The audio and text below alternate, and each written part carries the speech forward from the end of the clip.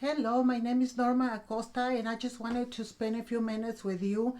This is especially for those of you who are barely getting into DIYs, are barely exploring with crafts and things to do handmade. I just wanted to let you know, do not get discouraged. Keep going until you get it. The videos that we bring to you guys are already fixed, edited. We have taken off whatever needs to be taken off. We have replaced whatever it came not right. We bring you as much information as we can, but boo-boos are going to happen. So don't let that discourage you. If you ever want to be in touch with me, go ahead and follow me on Facebook.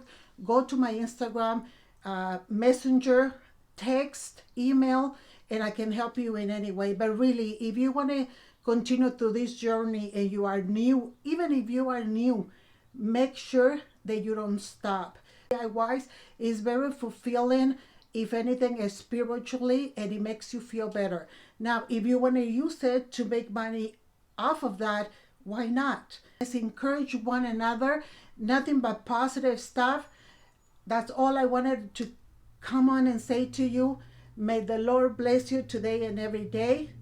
And let's keep moving until next time. Thank you.